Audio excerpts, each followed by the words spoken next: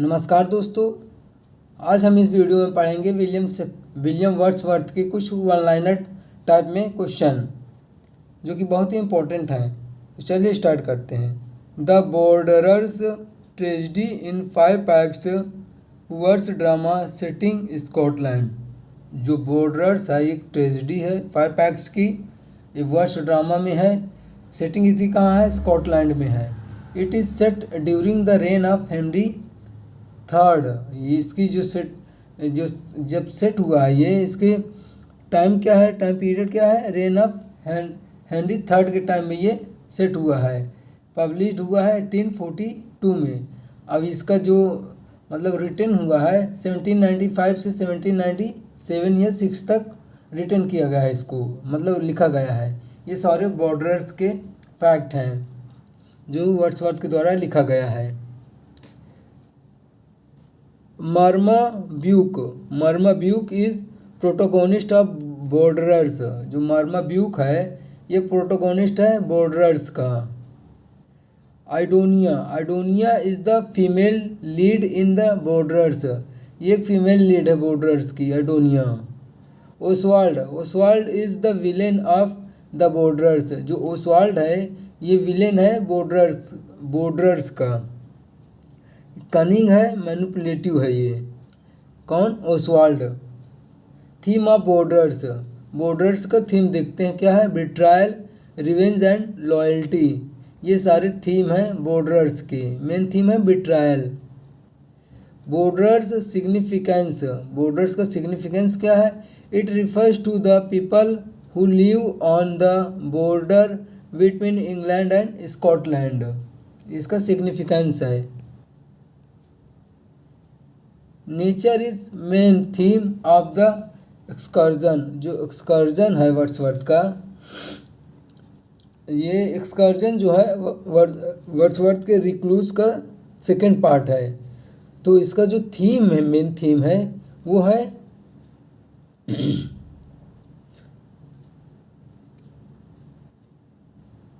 Nature इसका main theme है। ये 9 बुक्स में है।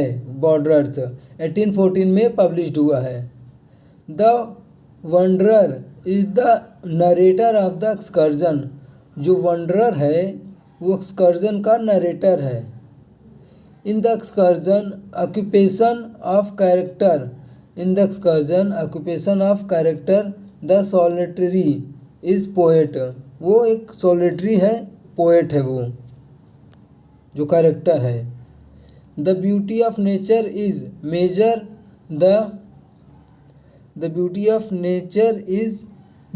The of the excursion. ये मेजर थीम है। जो मेजर थीम है ब्यूटी ऑफ नेचर, ये एक्सकर्जन की मेजर थीम है, beauty of nature. In the excursion occupation of character the pastor is priest. जो द पास्टर है वो एक प्रीस्ट है ऑक्यूपेशन का, ऑक्यूपेशन ऑफ कैरेक्टर जो है। The mountain is the major symbol of the excursion. जो सिंबल है मेजर किसका? एक्सकर्जन का, वो माउंटेन है। Overall structure of the excursion is a single long narrative poem. जो ओवरऑल स्ट्रक्चर है एक्सकर्जन का, सिंगल लॉन्ग नरेटिव पोएम है। The solitary tells the story of Margaret and her son. जो solitary होता है वो पूरी स्टोरी बताता है मार्गरेट एंड हर सन, उसके सब बेटे का, इन एक्सकर्जन में। The prelude was weld autobiography. जो प्रेल्यूड है एक वेल्ड ऑटोबायोग्राफी है। किसकी? वर्ड्सवर्थ की। A river is central metaphor in Wordsworth the prelude. जो रिवर है वो सेंट्रल मेटाफर है वर्ड्सवर्थ के द प्रेल्यूड का। Wordsworth describe in the prelude his love for nature was most important part of his childhood. Spot the time mean का होता है, मतलब होता है moments of intense emotional significance. In Wordsworth's The Prelude in book 11 जो spot the time है, ये moment, इसका मतलब होता है moments of intense emotional significance. Wordsworth की किस में है? प्रेल्यूड बुक नंबर 11 में है। Key characteristic of romantic poetry is a celebration of individual experience and emotion. ये कैरेक्टरिस्टिक्स है रोमांटिक पोइट्री का।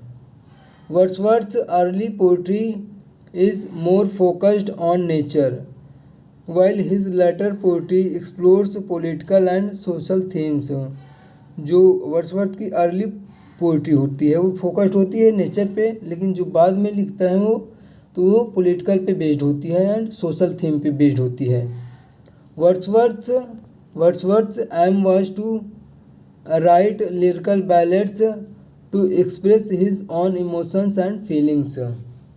जो उसका लिरिकल बैलेट लिखने का एम था वो एक्सप्रेस करना था उसके इमोशंस को और फीलिंग्स को। In lyrical ballads, lyrical means the poems are focused on personal emotions and feelings. ये लिरिकल का मतलब होता है लिरिकल बैलेट्स में। Wordsworth Peter Bell was dedicated to Robert Southey. जो वर्ड्सवर्थ का पीटर बेल था वो किसको डेडिकेटेड था? रॉबर्ट सदे को भी डेडिकेटेड था। In lyrical ballads, ballad means the poems are written in a narrative style and tell a story. ये लिरिकल बैलेट में बैलेट का मतलब होता है। Alas, alas the gratitude of man hath oftener left me mourning. Lines from Simon Lee by Wordsworth. ये lines जो है Wordsworth के सीमन ली से ली गई है। Emerson, Emerson calls the immortality ode the high water mark of poetry. जो Emerson होते हैं वो वर्ड्सवर्थ के इमॉर्टैलिटी ओड को क्या कहते हैं? The high water mark of poetry. Lines written in early spring, set in a group, Wordsworth। Lines written in early spring, set in a group,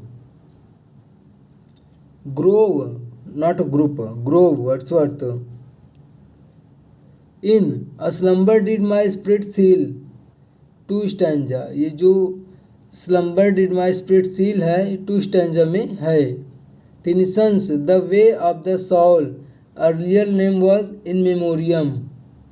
जो टेनिसन का जो था ये the way of the Saul, इसका earlier name था इन memoriam. David कॉपरफील्ड्स, अब ये सारे हो गए वर्ड्सवर्थ के। David Copperfield's profession as an adult is writer. जो डेविड कॉपरफील्ड का प्रोफेशन है एज एन एडल्ट वो राइटर का है। Dora Spenlow is first wife of David Copperfield. जो डोरा स्पेनलो है वो फर्स्ट वाइफ है डेविड कॉपरफील्ड की। Edward Murdstone is cruel stepfather of David. वो क्रूएल स्टेप फादर है डेविड का। Betsey Trotwood is David's aunt. जो Betsey Trotwood होती है वो डेविड की आंट होती है। Who cares him of his mother's death. जब उसकी माता की मृत्यु हो जाती है तो वो उसकी देखभाल करती है। बेट्सी ट्रोटवुड डेविड्स का देखभाल करती है। James Steerforth is best friend of David Copperfield. James Steerforth जो होता है डेविड कॉपरफील्ड का बेस्ट फ्रेंड होता है। The setting of Henry V is England.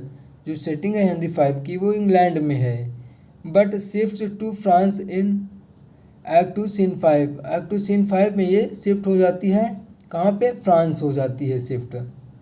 Henry Chichele is archbishop of Canterbury in Henry V। ये आर्कबिशप होते हैं Canterbury के।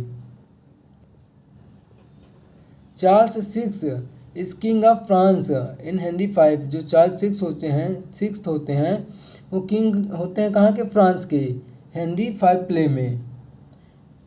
Main theme of the island fairies is social class and hierarchy, जिस social class and hierarchy जो theme है, किसकी theme है? The island Pheri seize की लाइन है, थीम है। द सेटिंग ऑफ गर्ल्स वर्दीज the island Pheri seize is a fictional island. जो सेटिंग होती है द आइलैंड फेरी सीज की, वो कहाँ पे होती है? फिक्शनल आइलैंड में होती है।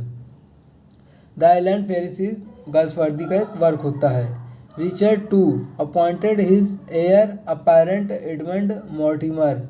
जो रिचर्ड टू होता है वो अपना एयर मतलब कि उत्तराधिकारी किसको नियुक्त करता है? एडमंड मॉर्टिमर को। ओमर या duke kills duke of Gloucester in act 1 in Richard two. At the end of the play Richard two is executed. जो एंड होता है प्ले का जब, तो रिचर्ड टू एग्जीक्यूटेड हो जाता है गद्दी से, मतलब उतार दिया जाता है। रिचर्ड थर्ड ये एक होता है हंस्ड बैक होता है। Richard third murders his nephews in order to become king. जो ये होता है रिचर्ड टू थर्ड, ये मर्डर कर देता है अपने नेफ्यूज का राजा बनने के लिए। अब ये एक हंस्ड बैक होता है, कुबड़ा मतलब इसका निकला होता है। Henry Tudor becomes the new king after the death of Richard third. जो हेनरी ट्यूडर होता है वो बनता है नेक्स्ट किंग किसके बाद? रिचर्ड थर्ड के बाद। Richard third speaks now is the winter of our discontent line at the beginning of play in act 1 scene 1। Central theme of Dover beach by Arnold is the decline of faith. जो central theme होती है Dover बीच का, वो क्या होती है? The decline of faith होती है। ये डोवर बीच किसके द्वारा लिखी जाती है? आर्नोल्ड के द्वारा, मैथ्यू आर्नोल्ड के द्वारा। Significance of the setting in Dover beach is it serves as a metaphor for the decline of faith. तो दोस्तों आज तक के लिए यहीं तक, कल मिलते हैं फिर नेक्स्ट वीडियो में, तब तक के लिए धन्यवाद।